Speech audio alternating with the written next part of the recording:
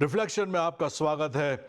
आज फिर हम लोग प्रार्थना के संदेश को, जो पिछले सोमवार को हमने सीखा था, किस प्रकार से प्रभु की प्रार्थना के द्वारा हम लोग अपनी प्रार्थना की नींव बना सकते हैं, इसी प्रार्थना के संदेश को आज की शाम हम फिर बढ़ाते हैं। तो मेरे साथ निकालिए मत्ती रचित सुसमाचार उसका 6 अध्याय 9 से लेकर के 13 तक। यहाँ पर प्रभु की प्रार्थना इस प्रकार से लिखी गई है।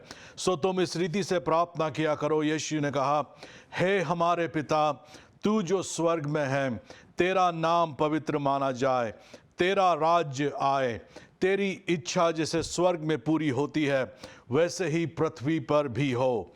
हमारे दिन भर की रोटी आज हमें दे, और जिस प्रकार हमने अपने अपराधियों को क्षमा किया है, वैसे ही तू भी हमारे अपराधों को क्षमा कर, और हमें परीक्षा में न ला, परंतु बुराई से बचा, क्योंकि राज्य और पराक्रम और महिमा सदा तेरी ही है। आमीन। तो पिछले सोमवार को हमने इस प्रार्थना जो प्रभु ने हमें सिखाई है, इसको लेकर के अपनी प्रार्थना की नींव को रखना शुरू किया था। किस प्रकार से हम लोग एक इफेक्टिव प्रार्थना कर सकते हैं। तो आइए फिर से उसी जगह से हम लोग शुरू करेंगे जहां हमने छोड़ा था। पिछले सोमवार को हमने सीखा था कि किस प्रकार से यीशु मसीह ने जब हमसे कहा प्रार्थना करने के लिए, तो ये शब्दों से उसने हमें शुरुआत से कहा, हे हमारे पिता। अब इस प्रार्थना के अंदर से जो हमने आज पढ़ी है, कुछ चीज़ों को मैं आपका ध्यान लेकर के आना चाहता हूं। पहली बात यह है कि जब ये प्रार्थना यीशु मसीह ने सिखाई, तो उसके अंदर कहीं पर भी उसने हमसे मैं, मुझे ऐसा करके नहीं कहने के लिए कहा। क्यों? क्योंकि उसका संदेश था कि हम लोग सब परमेश्वर की संतान हैं और वह हमारा पिता है। मैं बात कर रहा हूं उन लोगों की जो यीशु मसीह से प्रेम करते हैं और यीशु मसीह के ऊपर विश्वास करते हैं। 9 से लेकर के 13 तक 7 बार प्रभु यीशु मसीह के इन वचनों के अंदर हमें, हम, हमारे कहकर प्रभु ने इन वचनों का इस्तेमाल किया है प्रार्थना के संदर्भ में। अर्थात जो प्रभु की प्रार्थना है वह बहुवचन में बाइबल के अंदर लिखी गई है। उसके पीछे संदेश यही है कि हम इस मेंटालिटी से, इस मानसिकता से कि बस मुझे मुझे मुझे मुझे कैसे और अधिक मिल जाए, मुझे मुझे इस दृष्टिकोण से, जो बड़ा ही एक संकीर्ण और बड़ा ही छोटा दृष्टिकोण होता है, इससे निकल करके हम लोग एक ऐसी जगह पे आए जहां पर हम लोग ना सिर्फ अपने लिए प्रार्थना कर रहे हैं, परंतु दूसरों के लिए भी प्रार्थना कर रहे हैं। और जब प्रभु यीशु मसीह के वचनों में यह लिखा हुआ है कि हे हमारे पिता, तो ये संदेश भी हमारे पास प्रभु दे रहा है कि जब हम प्रार्थना कर रहे हैं तो प्रार्थना से हम लोग एक दूसरे से जुड़ जाते हैं, एक परिवार के रूप में, एक कनेक्शन के रूप में। हमारे पास सब तरफ से लोग फ़ोन करते हैं, ईमेल लिखते हैं, हमारे पास व्हाट्सएप करते हैं, वो प्रार्थनाओं के विषयों के लिए हमारे पास में वो अपनी रिक्वेस्ट भेजते हैं, और हम लोग सब मिल करके प्रार्थना करते हैं एक परिवार के रूप में। जब आप हमें कोई प्रार्थना का निवेदन भेजते हैं, हम भले ही आपको व्यक्तिगत रीति से नहीं जानते हों, परंतु आत्मिक रीति से हम लोग एक ही परमेश्वर की संतान हैं, और इसी कारण से एक ही परिवार के रूप में आकर के जब हम लोग प्रार्थना करते हैं उस आत्मिक एकता के द्वारा, तो परमेश्वर हमारी प्रार्थनाओं का उत्तर हमको प्रदान करता है। कुछ ही क्षणों में वो नंबर फिर आपके इस टेलीविज़न के स्क्रीन के ऊपर आएगा। यदि आपके पास प्रार्थना के विषय हैं तो मेहरबानी से हमें कॉल करिए और उस नंबर को सेव कर लीजिए, ताकि उस नंबर पे यदि आपको आगे भी ज़रूरत पड़ती है प्रार्थना की तो आप हमेशा हमसे संपर्क साध सकते हैं। तो ये वचन जो है 7 बार प्रभु की प्रार्थना के अंदर आया है और वह है बहुवचन। बार बार उसने कहा हमारे पिता, हम, हमारी। ऐसा करके हमें सिखाया है कि ना सिर्फ अपनी स्वयं की चिंताएं और अपने स्वयं के लिए प्रार्थना करो, परंतु दूसरों को भी उस प्रार्थना के अंदर, अपने प्रार्थना के उस क्षेत्र के अंदर मिला लो, क्योंकि हम सब एक ही परिवार हैं। तो पहली फाउंडेशन जो हमने देखी थी पिछले सोमवार को वो थी हे हमारे पिता। तो मैं फिर रिपीट करता हूं कि जब आप प्रार्थना करते हैं तो इस बात का ध्यान रखिए कि आप स्वर्गीय पिता के पास उस सामर्थ के साथ और अधिकार के साथ जो यीशु मसीह के ऊपर विश्वास करने के द्वारा आपको मिला है, अर्थात आप परमेश्वर की संतान हैं, उस सामर्थ और विश्वास के द्वारा आप पिता परमेश्वर के पास जा रहे हैं। दूसरा जो वचन इस प्रभु की प्रार्थना में आता है वह है तू जो स्वर्ग में है। हे हमारे पिता, तू जो स्वर्ग में है। ये बात ध्यान रखिए कि सभी परमेश्वर की संतान नहीं है। इस संसार के अंदर 2 प्रकार के पिता हैं। एक है स्वर्गीय परमेश्वर पिता और दूसरा, उस पिता के बारे में यीशु मसीह स्वयं कहते हैं, यूहन्ना रचित सुसमाचार उसके 8वें अध्याय 38 से लेकर के 45 तक, 38 से 45 तक दूसरे पिता के विषय में यीशु मसीह ने बात करी है। तो आइए ये दूसरा पिता कौन है उसके बारे में हम लोग जान लें, क्योंकि कई बार हम लोग परमेश्वर पिता और ये जो दूसरा पिता है इसके बीच में कंफ्यूज हो जाते हैं, और ये बहुत ज़रूरी है कि हमारा ये कंफ्यूजन क्लियर हो ताकि हमारी प्रार्थना इफेक्टिव हो जाए। यूहन्ना उसका 8वां अध्याय 38वीं आयत में इस प्रकार से यीशु मसीह कहता है, मैं वही कहता हूं जो अपने पिता के यहां देखा है और तुम वही करते हो जो तुमने अपने पिता से सुना है। उन्होंने उसको उत्तर दिया कि हमारा पिता तो इब्राहिम है। यीशु ने उनसे कहा, यदि तुम इब्राहिम के संतान होते तो इब्राहिम के समान काम करते, परंतु 40वीं आयत में, परंतु अब तुम मुझ ऐसे मनुष्य को मार डालना चाहते हो जिसने तुम्हें वह सत्य वचन बताया जो परमेश्वर से सुना। यह तो इब्राहिम ने नहीं किया था। तुम अपने पिता के समान काम करते हो। 41 में उन्होंने उससे कहा, हम व्यभिचार से नहीं जन्मे, हमारा एक ही पिता है अर्थात परमेश्वर। तो ये लोग यीशु मसीह को कह रहे हैं कि हमारा पिता तो परमेश्वर है। यीशु मसीह बोल रहा है, नहीं, तुम दूसरे पिता की संतान हो, तुम परमेश्वर की संतान नहीं हो। 42 में यीशु ने उनसे कहा, यदि परमेश्वर तुम्हारा पिता होता तो तुम मुझसे प्रेम रखते, क्योंकि मैं परमेश्वर से निकल कर आया हूं। मैं आपसे नहीं आया, परंतु उसी ने मुझे भेजा है। 43 में तुम मेरी बात क्यों नहीं समझते? इसलिए कि मेरा वचन सुन नहीं सकते। तुम अपने पिता शैतान से हो और अपने पिता की लालसाओं को पूरा करना चाहते हो। वह तो आरंभ से हत्यारा है और सत्य पर स्थिर न रहा, क्योंकि सत्य उसमें है ही नहीं। जब वो झूठ बोलता है तो अपने स्वभाव से ही बोलता है, क्योंकि वो झूठा है, वरन झूठ का पिता है। परंतु मैं जो सच बोलता हूं, इसलिए तुम मेरी प्रतीति नहीं करते। तो यीशु मसीह ने यहां पर 2 पिताओं के विषय में बताया।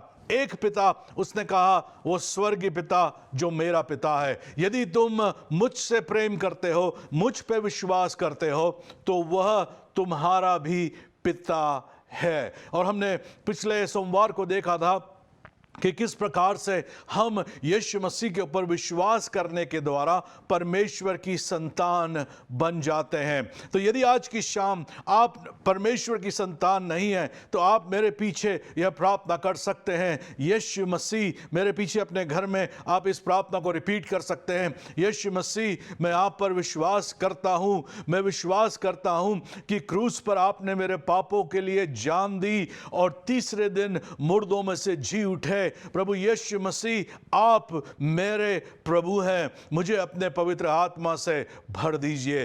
यीशु के नाम से ये मैं प्रार्थना करता हूं, आमीन। यदि आपने ये प्रार्थना विश्वास से करी है तो आप परमेश्वर की संतान हैं। तो आइए चलिए इसी बात को देखते हैं आगे कि किस प्रकार से एक दूसरा पिता का वर्णन यीशु मसीह अपने वचन में करता है, और वह है शैतान। और इस संसार के अंदर जो व्यक्ति यीशु मसीह के ऊपर विश्वास नहीं करता है और जो यीशु मसीह से प्रेम नहीं करता है, उसका पिता अपने आप शैतान ही होता है। इनफैक्ट इस संसार के अंदर सारे जन जो पैदा होते हैं उन सब का पिता शैतान होता है। क्यों? क्योंकि शैतान के राज्य के अंदर, क्योंकि मनुष्य परमेश्वर की महिमा से गिरा हुआ है तो वह शैतान के राज्य के अंदर है। अभी यह सृष्टि गिरी हुई है और एक ही रास्ते से हमारा उद्धार होता है, वह है यीशु मसीह के ऊपर विश्वास करने के द्वारा। तो जितने लोग यीशु मसीह के ऊपर विश्वास करते हैं वो परमेश्वर की संतान है, और जो लोग यीशु मसीह पे विश्वास नहीं करते वो डिफॉल्ट के अंदर वो अपने आप ही शैतान की संतान हो जाते हैं। अब इस शैतान जिसको यीशु मसीह कह रहा है, जो संसार का पिता है, इस संसार के लोगों का, पापियों का, जो उससे यीशु मसीह पे विश्वास नहीं करते, उनका पिता है। उस पिता के चरित्र को यीशु मसीह यहाँ पे बताता है। इस संसार के पिता शैतान का चरित्र यह है कि वह हत्यारा है, उसमें सत्य कुछ भी नहीं। जब वो झूठ बोलता है तो अपने स्वभाव से ही झूठ बोलता है, क्योंकि वो झूठा है वरन झूठ का पिता है। तो इस संसार के अंदर जैसे एक पिता होता है, मैं भी एक पिता हूं, शायद आप जो प्रोग्राम देख रहे हैं आप भी पिता हैं।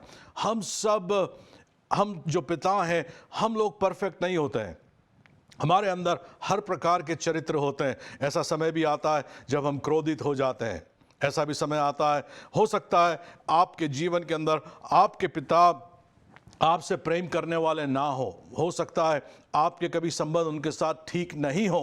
तो ये जो आप एक पिता को देखते हैं अपने जीवन के अंदर, और उसके अंदर ऐसा कोई भी पिता नहीं है इस संसार के अंदर जो पूरी तरीके से परफेक्ट है, उसके अंदर कुछ ना कुछ कमी और खामी होगी।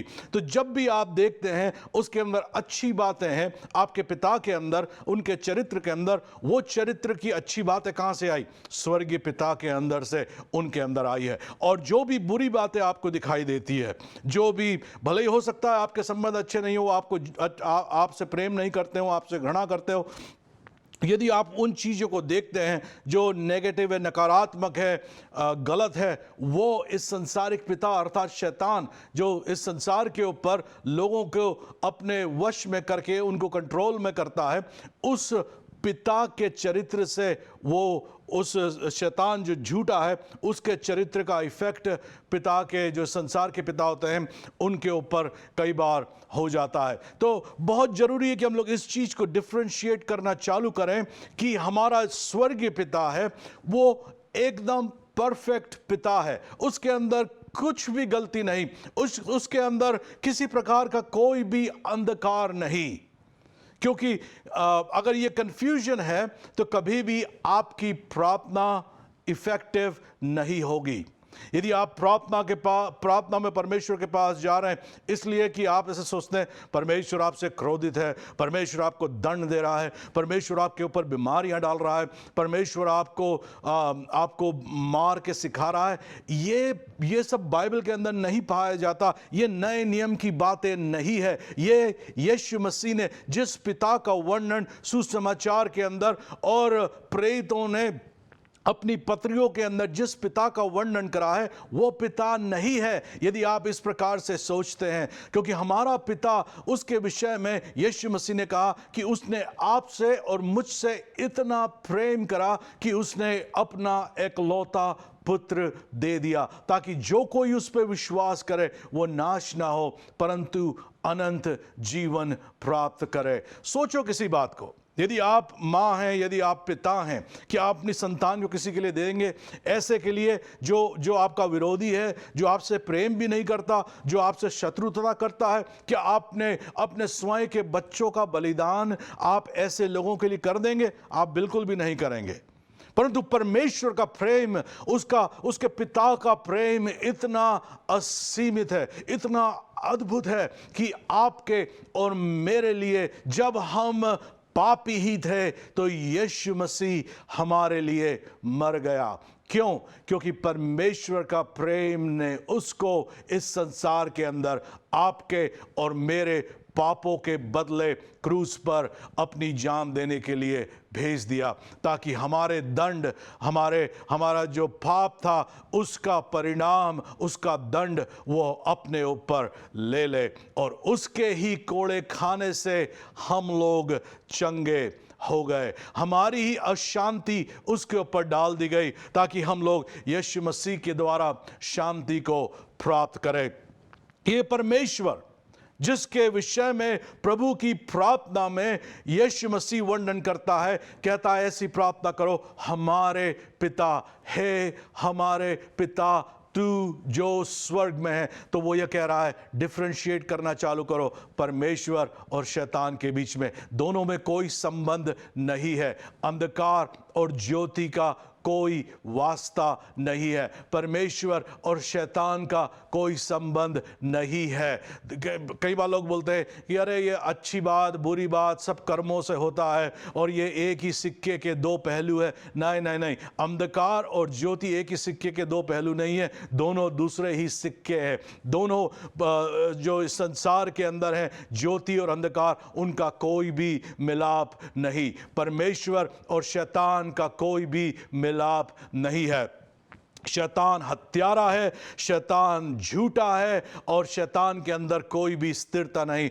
परमेश्वर पिता प्रेमी है, परमेश्वर पिता आपसे प्रेम करता है, परमेश्वर पिता आपकी प्रार्थना का उत्तर देना चाहता है। परमेश्वर पिता ने अपने स्वयं के इकलौते पुत्र को इस संसार में भेजा ताकि आप और मैं उसके ऊपर विश्वास करने के द्वारा उसके परिवार के सदस्य बन जाएं और उद्धार को प्राप्त करें। तो अब हम अपनी तीसरी फाउंडेशन को देखते हैं। पहली है हमारा पिता जो स्वर्ग में है, दूसरी है जो स्वर्ग में है, डिफरेंशिएशन परमेश्वर और शैतान के बीच में, अंधकार और ज्योति के बीच में, और तीसरी है तेरा नाम पवित्र माना जाए। इस वाक्य को हम लोग देखते हैं तो इससे हमें क्या चीजें मालूम पड़ती है? तीन चीजें मालूम पड़ती है। पहली बात तो यह है कि जब हम लोग परमेश्वर पिता के नाम को पवित्र मान रहे हैं तो वो हमें आराधना को दर्शाता है, पवित्रता के साथ में आराधना को दर्शाता है। तो अपनी प्रार्थनाओं के अंदर आराधना को लेकर के आओ, अपनी प्रार्थनाओं के अंदर परमेश्वर की पवित्रता का वर्णन करो, परमेश्वर के सन्मुख नम्रता दीनता के साथ में आओ, बड़े ही सेंटिफिकेशन के साथ में, पवित्रता के साथ में उसके सन्मुख में आओ। दूसरी बात जो हमें यह दर्शाता है वह यह है, इसके अंदर नाम के विषय में लिखा गया है, तेरा नाम पवित्र माना जाए। कुछ ही सप्ताहों पहले हमने यीशु मसीह के नाम के ऊपर शिक्षा दी थी।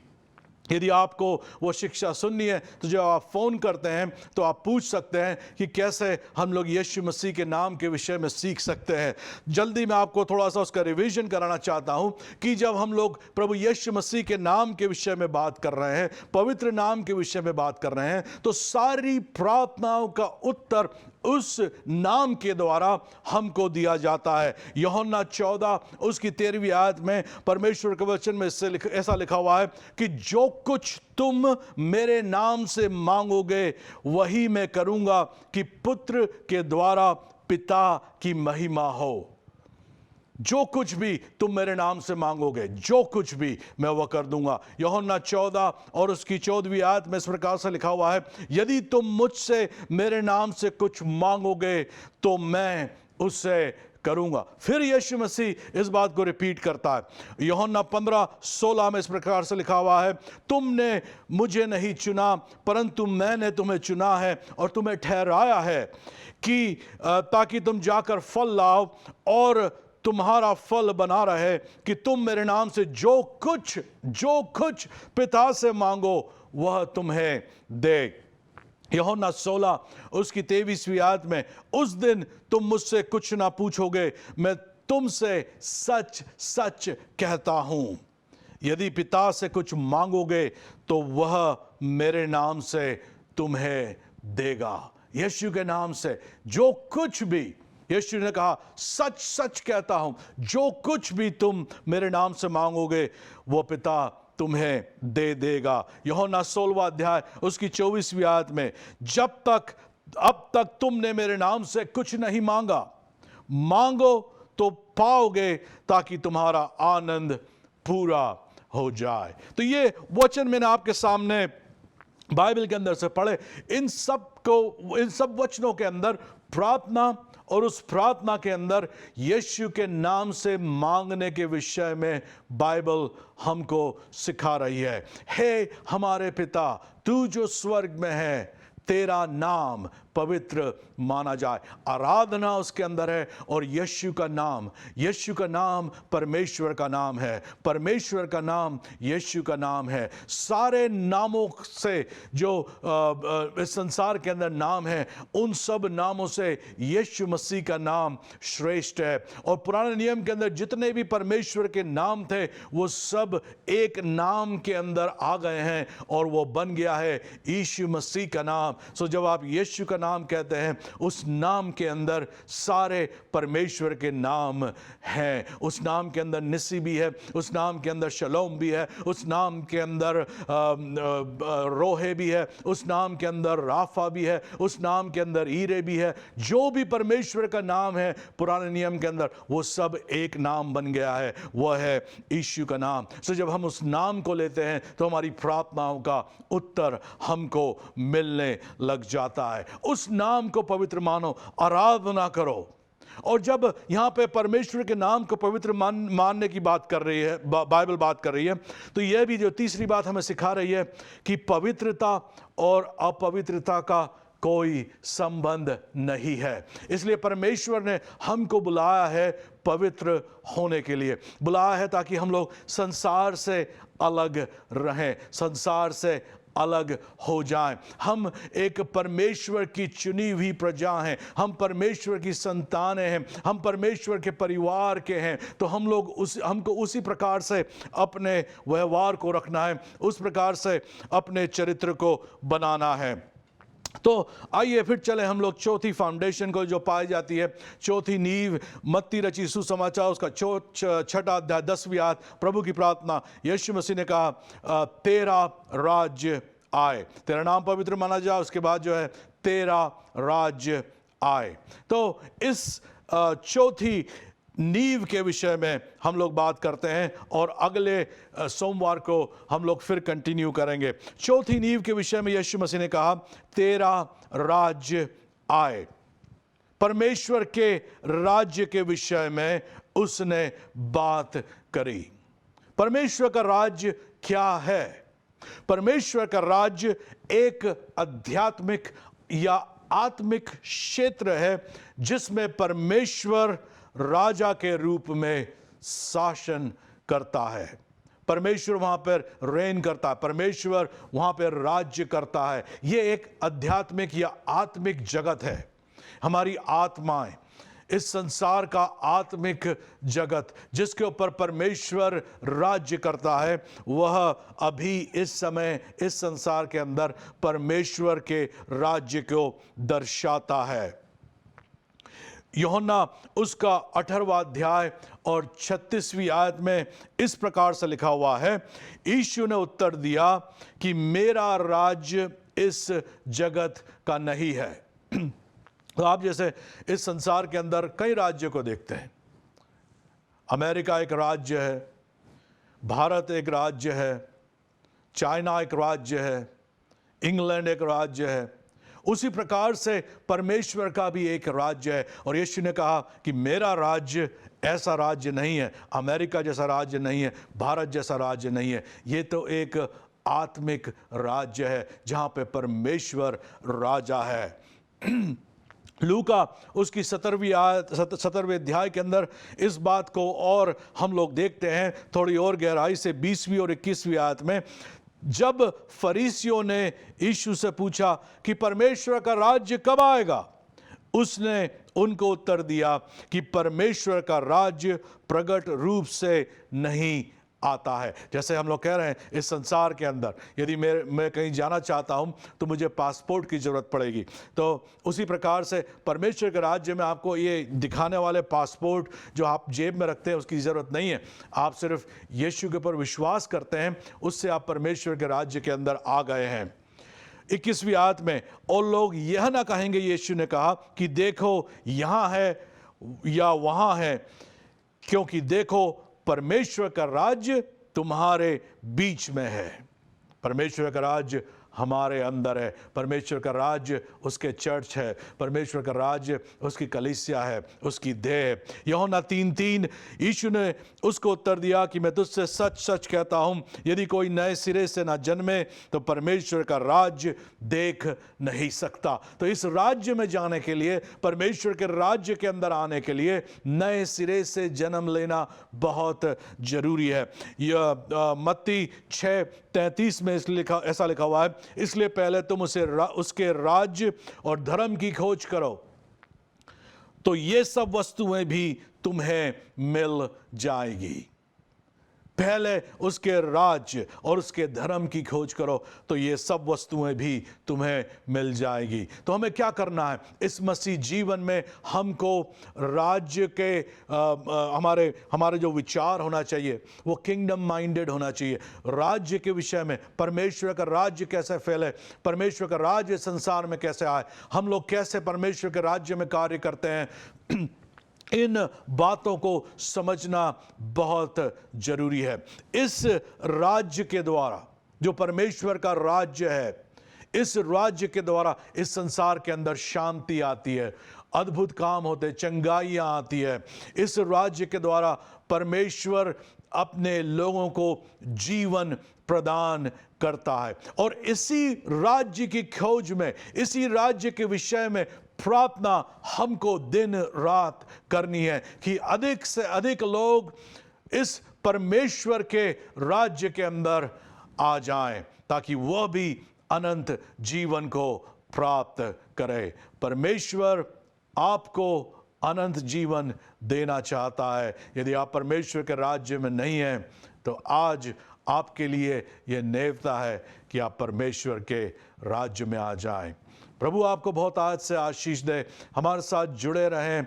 अगले सोमवार इसी शिक्षा को, प्रभु की प्रार्थना में से हम लोग किस प्रकार से प्रार्थना की नींवें रख सकते हैं, हम आगे बढ़ाएंगे और अगले सोमवार फिर आपसे मुलाकात होगी। प्रभु आपको आशीष दे।